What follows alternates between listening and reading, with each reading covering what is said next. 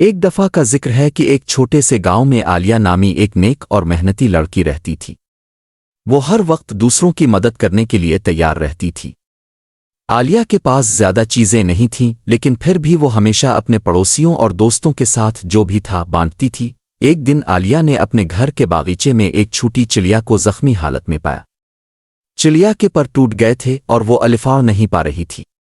عالیہ کو چڑیا پر بہت ترس آیا۔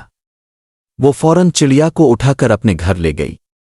عالیہ نے چڑیا کی مرہم پٹی کی، اسے پانی اور دانہ دیا، اور جب تک چڑیا ٹھیک نہیں ہوئی وہ اس کی دیکھ بھال کرتی رہی۔ کچھ دن بعد چڑیا صحت یاب ہو گئی اور الفانے کے قابل ہو گئی۔ عالیہ نے چڑیا کو اپنے ہاتھوں سے آزاد کر دیا۔ چڑیا خوشی سے چہچہا اور الفاڑ کر درخت کی شاخ پر بیٹھ گئی۔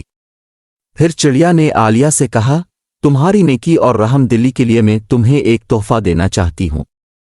کل صبح تم اپنے باغیچے میں آنا۔ اگلی صبح عالیہ جلدی سے اٹھ کر باغیچے میں گئی۔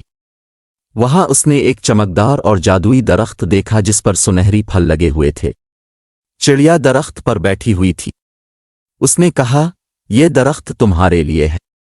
یہ درخت جادوئی ہے اور جب بھی تم دوسروں کے ساتھ اچھائی کرو گی یہ درخت تمہیں سنہری پھل دے گا، لیکن یاد رکھنا اگر تم لالچ کرو گی تو یہ درخت خشک ہو جائے گا۔ عالیہ نے چڑیا کا شکریہ ادا کیا اور وعدہ کیا کہ وہ ہمیشہ دوسروں کی مدد کرے گی اور کبھی لالچ نہیں کرے گی۔ عالیہ نے درخت کے سنہری پھلوں کو اپنے فائدے کے لیے نہیں بلکہ دوسروں کی مدد کے لیے استعمال کیا۔ جب بھی گاؤں میں کوئی مشکل میں ہوتا، عالیہ درخت کے پھلوں کو استعمال کر کے ان کی مدد کرتی۔